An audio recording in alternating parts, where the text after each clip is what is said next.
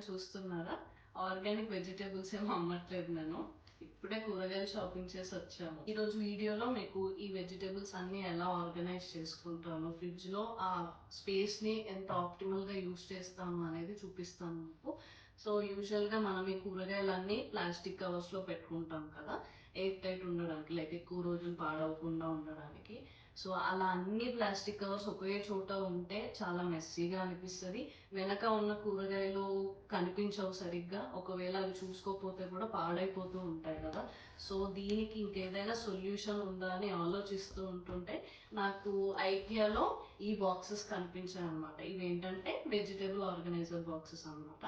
So దీంట్లో 2 sizes ఉన్నాయి, like చిన్న సైజ్ ఒకటి అండ్ ఇంకోటి పెద్ద సైజు. సో చిన్న దాంట్లో నేను లెమన్స్, ఇలా లీఫీ వెజిటేబుల్స్, ఇలా చిన్న తక్కువ క్వాంటిటీలో తీసుకునే ఉంటాయి కదా, అవి పెట్టుకుంటాను. ఇంకోటి పెద్ద సైజ్ బాక్సెస్లో, పెద్ద సైజ్ దాంట్లో టొమాటోస్ కొంచెం పెద్ద సైజులో ఉండేవి పెట్టుకుంటాను అనమాట. సో ఫస్ట్ స్టెప్ వచ్చేసి కూరగాయలు అన్నీ కడిగి పెట్టేసుకున్నాము. సో మేము ఎప్పుడు తెచ్చుకున్నా వారానికి సరిపడా అలా తెచ్చి పెట్టుకొని వాష్ చేసుకొని ఫ్రిడ్జ్లో పెట్టేసుకుంటాము. మేమిద్దరం మోస్ట్లీ వర్క్ ఫ్రమ్ హోమే కాబట్టి, సో డే మధ్యలో లంచ్ బ్రేక్ తీసుకొని చేసుకోవాలి కాబట్టి చాలా టైం సేవ్ అవుతుంది ఇలా చేయడం వల్ల. సో ఇప్పుడు ఒక్కొక్కటి అరేంజ్ చేసుకుందాము బాక్సెస్లో. ఫస్ట్ వచ్చేసి ఇందులో లెమన్స్ పెట్టేయచ్చు, చిన్నగా ఉంటాయి కాబట్టి. అక్కడ ఇంకా స్పేస్ ఉంది కాబట్టి ఇవి కూడా పెట్టేయచ్చు.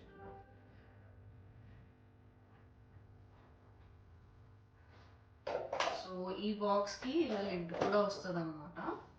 ఓకే, సో ఫస్ట్లో యాక్చువల్గా 1-2 బాక్సులు తీసుకొని ట్రై చేసాము, ఎయిర్ టైట్ ఉంటుందా లేదా, సరిగ్గా పాడవకుండా ఉంటాయా లేదా అని చెప్పి. కానీ చాలా బాగా అనిపించి ఇంకెక్కువ క్వాంటిటీలో మాకు సరిపోయేలాగా తెచ్చుకున్నాము. సో దీంట్లో ఇంకో అడ్వాంటేజ్ కూడా ఉంది. ఇప్పుడు ఈ బాక్స్ పైన ఇలా ఇంకో బాక్స్ని స్టాక్ చేసేయచ్చు అనమాట. ఓకే, సో ఇలా మనం స్టాక్ చేసి డైరెక్ట్గా పెట్టుకోవచ్చు. ఇలా మనము ఇప్పుడు లెమన్స్ కావాలనుకుంటే ఈ బాక్స్ మొత్తం తీయాల్సిన అవసరం లేదు బయటికి. సో ఇలా డైరెక్ట్గా లిఫ్ట్ చేయడానికి ఇక్కడ ఉంది ప్రొవిజన్. సో ఇక్కడ లిఫ్ట్ చేసి ఇలా ఈజీగా పెట్టేసుకోవచ్చు అనమాట. సో ఇప్పుడు మిగతావి అరేంజ్ చేసుకుందాం.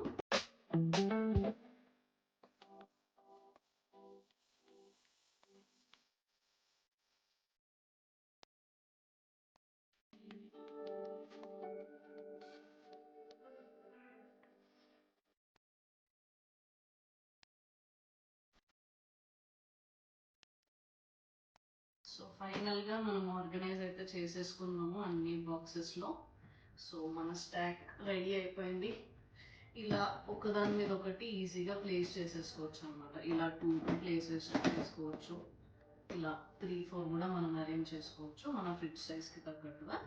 సో ఇలా కొన్ని ఫ్రూట్స్ అలా మిగిలిపోయాయి. సో ఫ్రిడ్జ్లో సపరేట్ బాక్స్ ఉంటుంది కదా, అందులో పెట్టేస్తాను నేనండి. సో ఇప్పుడు మనం ఇవి ఎలా అరేంజ్ చేసుకుందామో చూసేద్దాం. ఇప్పుడు మనం బాక్సెస్లో అన్నీ పెట్టేసుకున్నాం కదా, అన్నీ అరేంజ్ చేసేసుకుందాం ఇప్పుడు ఫ్రిడ్జ్లో. రండి.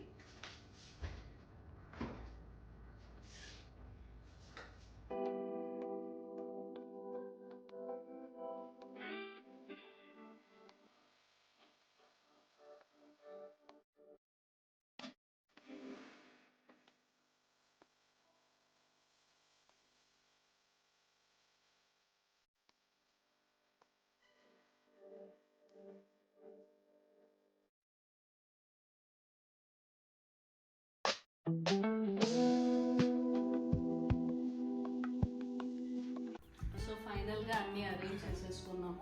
So take a look. ఇక్కడ ఆల్మోస్ట్ 8 బాక్సెస్ పట్టాయి.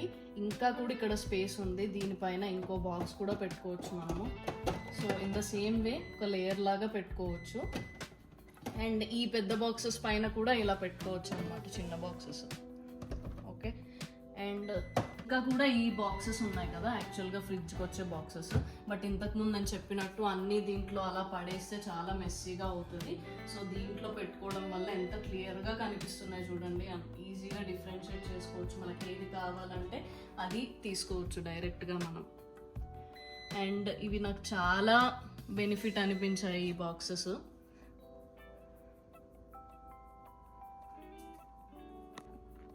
సో ఈ బాక్సెస్ కొన్నప్పటి నుంచి వీడియో చేద్దాం అనుకుంటున్నా, ఇప్పటికి అయ్యింది.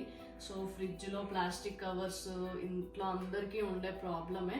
సో ఈ బాక్సెస్ కొన్నప్పటి నుంచి చాలా బాగా అనిపిస్తుంది, చూడడానికి బాగుంది అండ్ యూసేజ్కి కూడా చాలా బాగా అనిపిస్తుంది. I hope you all like the video, మీకు హెల్ప్ అవుతుంది అనుకుంటూ బాయ్.